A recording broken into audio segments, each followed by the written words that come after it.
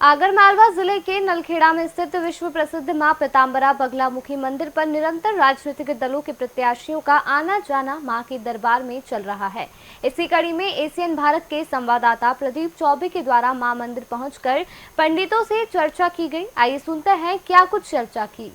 आगरमालवा जिले के नलखेड़ा में स्थित विश्व प्रसिद्ध मां बगलामुखी मंदिर में खड़े हुए हैं, जहां पर मां बगलामुखी मंदिर पर नित्य राजनीतिक दलों के प्रत्याशियों का निरंतर आना जाना चालू है। यहाँ पर माना जाता है कि महाभारत काल में पांडवों के द्वारा यहाँ पर मां बगलामुखी की आराधना की गई थी, जिसमें उन्हें यहाँ से युद्ध में विजय श्री का वरदान प्राप्त हुआ था। तभी से लेकर आज तक यहाँ पर राजनीतिक में विजय प्राप्ति हो या कोर्ट कचहरी में विजय प्राप्ति हो या शत्रु बाधा हो, इसके निमित्त हवन पूजन एवं अनुष्ठान का कर्म किया जाता है। इसी कड़ी में हम यहाँ के ब्राह्मणों से चर्चा करेंगे कि किस प्रकार का यहाँ पर कर्म चलता है और किस प्रकार से यहाँ पर उन्हें विजय श्री का वरदान प्राप्त होता है। आइए हम चर्चा करते हैं। जी नमस्कार पंडित जी, आपका नाम? पंडित विकास भारद्वाज जी। सभी को जय माता दी। माँ बगलामुखी संपूर्ण सृष्टि का कल्याण करे। ब्रह्मास्त्र महाविद्या इनका वास्तविक नाम है। 8 महाविद्या इन्हें कहा जाता है। 10 जो महाविद्या है, काली तारा छिन्नमस्ता भुवनेश्वरी षोडशी मातंगी त्रिपुर भैरवी, उनमें 8वां स्थान माँ बगलामुखी का है। यहाँ जो द्वापर युग में जब युद्ध हुआ था, पांडवकालीन महाभारत काल में जब युद्ध हुआ था, उस समय कौरव और पांडवों के बीच में तो विजय श्री के आशीर्वाद के लिए भगवान श्री कृष्ण के निर्देशानुसार सभी पांडवों द्वारा देवी की आराधना की गई थी। तभी से माँ बगलामुखी देवी का जो लोगों के बीच में प्रचलन और यहाँ के प्रति आस्था और भी प्रगाढ़ होती जा रही है।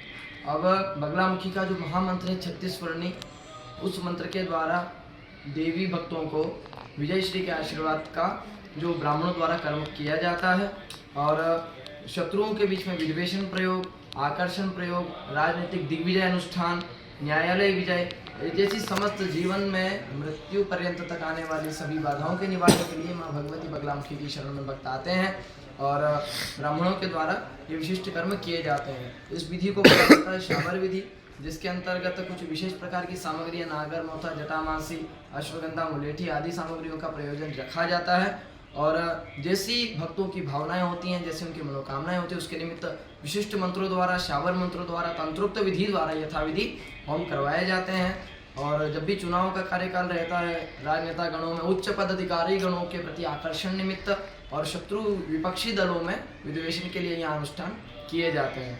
आप सभी देवी भक्तों को माँ बगलामुखी की ओर से बिल्कुल आपको विजय श्री का आशीर्वाद प्राप्त हो। इसी भावना के साथ सभी को जय माता बगलामुखी।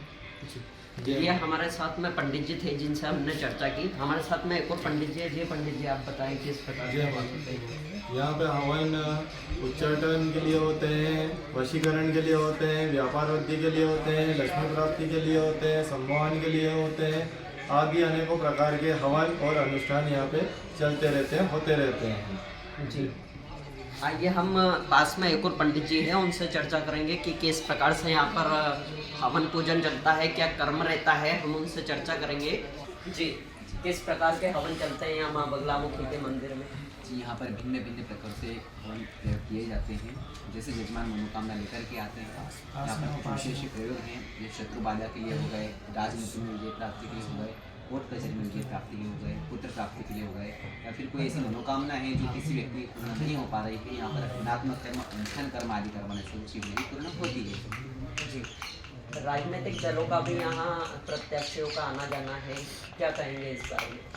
देखिए ऐसा है कि भगवती अधिकांश विजय का आशीर्वाद प्रदान करती है, चाहे वो किसी भी क्षेत्र को लेकर के हो, राजनीतिक क्षेत्र को लेकर के हो, कोर्ट कचहरी संबंधित क्षेत्र को लेकर के हो, या फिर कोई शत्रु बाधा संबंध को लेकर के हो। इससे भिन्न मनोकामना के लिए भगवती यहाँ पर प्रसिद्ध है। जी बहुत बहुत धन्यवाद। जी ये हमारे साथ में थे अभिषेक जी शर्मा, जिनसे हमने चर्चा की। अब देखने वाली बात यह होगी कि जो 17 नवंबर को मध्य प्रदेश में मतदान हुआ था और 3 दिसंबर को इसकी गणना है, मतगणना, और इसमें देखने वाली बात यह होगी कि जो प्रत्याशी यहाँ पर आए थे, कहीं न कहीं माता के आशीर्वाद से उन्हें विजय की प्राप्ति हो, ऐसी कामना ब्राह्मणों के द्वारा की जा रही है। कैमरा पर्सन ब्रजेश के साथ में मैं प्रदीप चौबे, आगरमालवा, एसीएन भारत।